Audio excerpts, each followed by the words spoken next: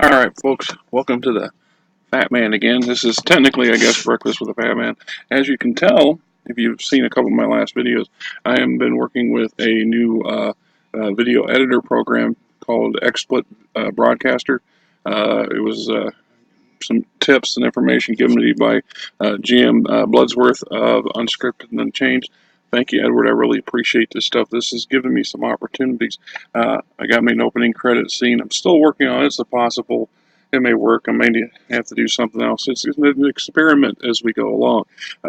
Having the ability to tweak it and give it some specials, I was able to figure out using a different program that comes with my Windows package. The movie editor section allowed me to create the cat and smiley face, or what do you call that? Not quite annoyed, constipated face. I don't know what you want to call that emoji that I tend to use, but having that blend plus the ability to tack some music onto it has given me a little bit more flash for my future videos. And then I can add on to the end of that an end screen, which as time progresses I will try to get better at this and do more and achieve great fame and millions of subscribers. But that's not likely to happen. I was stoked when I saw 49 on my thing the other day, and then this morning it's dropped to 48. So somebody's dropped it off. Somebody comes, somebody goes. I'm not sure how any of that works. The idea of having tens of thousands of subscribers just boggles my mind. The odds of that, you have to be a genius or have some really good skill sets, or very lucky, I think. You just have to have a quirk or a knack.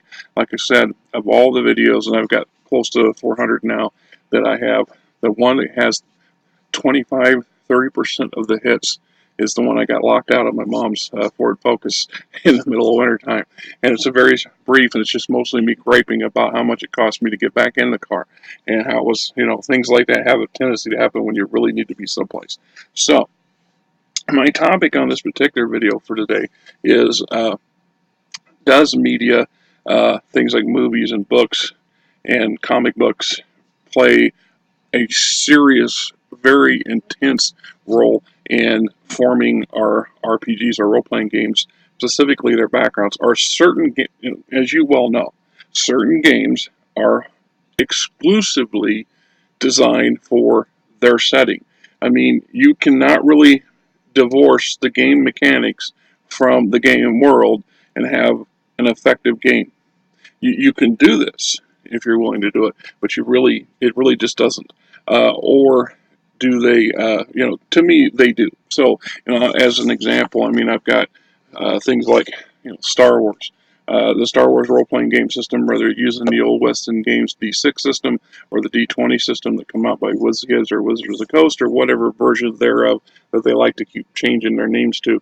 The fact of the matter is, I got pretty lighting again here. We're using for natural lighting, just a little too much lighting, right? So it's a trial and error. Another one of those things where we're trying to learn a craft and a trade and to get better at it. But in this case, the game mechanics for Star Wars is geared for Star Wars as we know it. The movies, the books, the comics, they all are one solid heavy-duty background. And if you really, while you can take the mechanics and use them in a different sci-fi setting, you could create, you could use the game mechanics and create your own Firefly, for example. The truth of the matter is it's going to be a very strenuous kit bash. You're going to really struggle with divorcing the obvious Star Wars mechanics that are there and utilizing them, as opposed to having a more generic sci-fi fantasy-based game system where you're going to be able to fit the mechanic to any setting you want. That's one of the reasons I'm such a fan of the old school space opera. And I understand it's complicated. I understand it's chunky and clunky, and there's so much, even though the books are so small.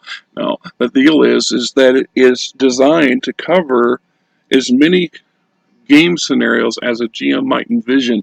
This isn't about the players. The games, the mechanics for space opera are for the GM, and the GM uses or discards what he or she chooses and needs to make her version of a sci-fi game system fly. So if I want to make Firefly, with what little I know of this from the TV series and Serenity, and I can use space operas for the rule set to create that environment as an example, right? Then we got things like, MERP. This is Middle Earth. This is Gorgra campaign module. But J.R.R. Tolkien's Lord of the Rings, you are very, the MERP rule books are tied in. The old ones were tied into making this game system as much like J.R.R. Tolkien's version or vision of MERP as possible, and yet they were very conscious of the early D&D versions and other game systems at the time. Now, hey Lee Patterson, I know we're hard. Here we are again. Here I am again, going on about D&D, right? The problem was back in the day. This is it, right? This is it. You had this. You had Sword and Sorcery. You had a handful of tiny offshoot fantasy setting RPGs, but in truth, the dominating thing was this, which is why greater than 50% of us refer to this on a regular basis, always going back to as the foundation stone or a key foundation stone into most of our sci-fi or our fantasy game set conversations. We're not dominated by a particular genre or game system. I don't talk Pathfinder because I never got into Pathfinder. And I know for a fact what I've seen of Pathfinder is just a repackaged clone of this. They've done it a little smoother. They've done some changes, but guess what? These guys keep changing too. So you can't use the argument that it's a completely different system. It's a clone. Accept it. Flame Princess, all clones. Your D20 Conan the Barbarian, it's a clone. It's got too much married to this original behemoth to say otherwise. We can make the comparisons and say it's a completely new system, but it's not. It's not. That's like saying any version of Star Trek created today is an entirely different and new version of Star Trek. It's not, because it's built on the foundation of 50 years of Star Trek, with Gene Roddenberry's unspoken rules and stuff in the background. Even says it. So, but does that matter? Sure does. Let's look at that as an example. Two different key sci-fi versions of a game, potential game. You have Star Trek on this side and Star Wars on this side, and they are night and day, apples and oranges, Ford and Chevys. Both science fiction, i.e., fruit or automobiles, but their flavor and their world or their creation vision, their background is so different that the game mechanics don't swap well. I cannot take now I can't speak for the latest version of the Star Trek RPGs. I can't, because I have not seen one of those. But if I look at my original stuff from FASA, I believe it's FASA. One of these days I'm going to review those, because I think it'd be interesting to go back and touch on them. I did a lot of play in that version of Star Trek back in the day. Anyway, the fact is they're both science fiction. They both deal with starships and weapons and aliens and conflicts and this, that, and the other thing. But Star Wars is very concentrated. We know the politics of the universe. We know the dynamics. We know the history.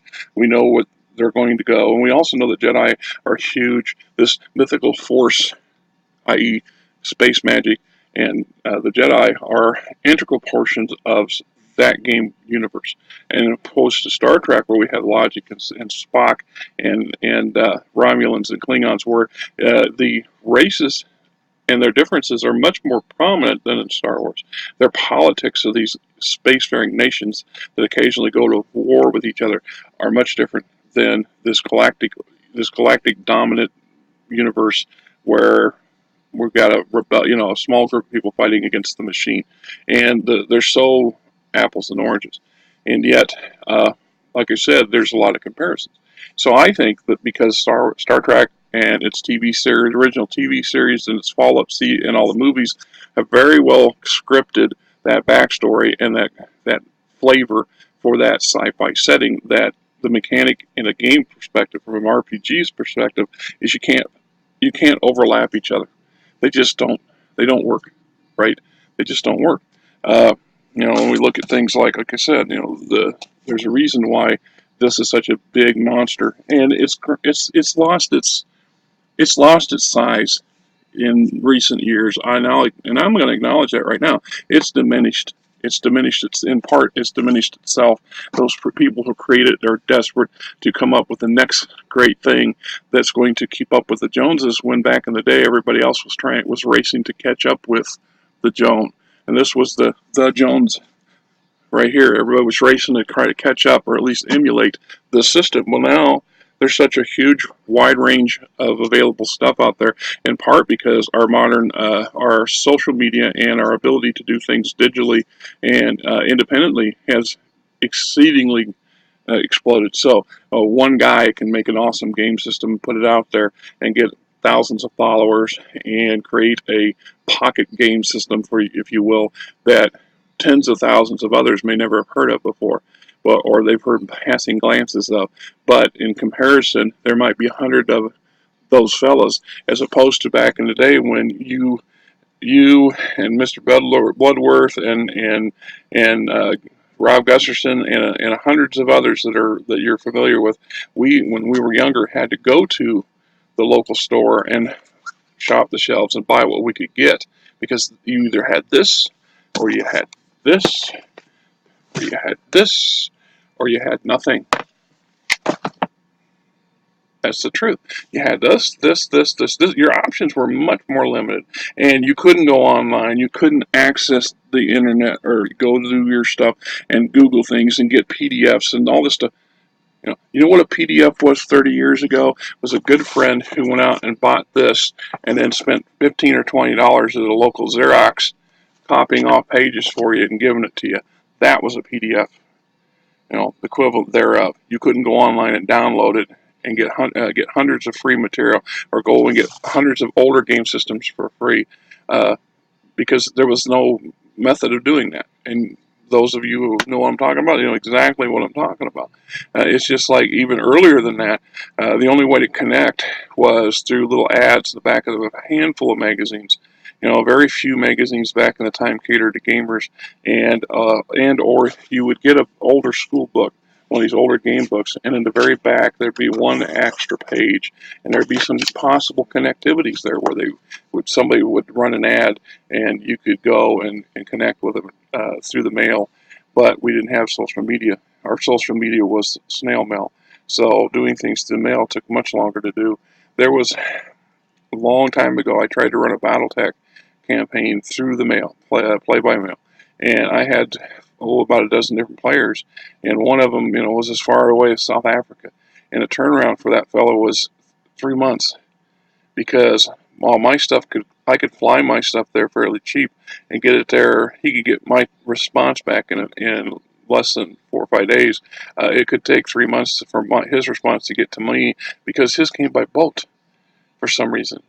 He either couldn't afford to send it by mail, or it's just the way their system's set out. So the stuff coming from his country came, generic mail, came through a ship across the ocean the hard way. So it could take 6 to 8 weeks of transatlantic, movement before it got into the U.S. postal system. Just saying, right? So does modern media, does social, or the media and the movies and the TVs and the books place a dominant, prominent role? And they do and they don't, as much as they used to. Back in the day, the reason we have some game systems, think about it. If George Lucas hadn't come up with Star Wars, why would we have this? Nobody would ever envision this. And enough people fell in love with Star Wars that people like me said, hey, I would dearly love to role play that game. And somebody jumped on board with it, made a lot of money, made a little bit of money, made a lot of books. And then same thing happened with Lord of the Ring and The Hobbit. Somebody said, oh, I would like to role play games in that. Before this stuff came out, what did we do? We used our generic systems like Rollmaster and, once again, the big gorilla in the room, D&D. And that's the way that works, in my opinion.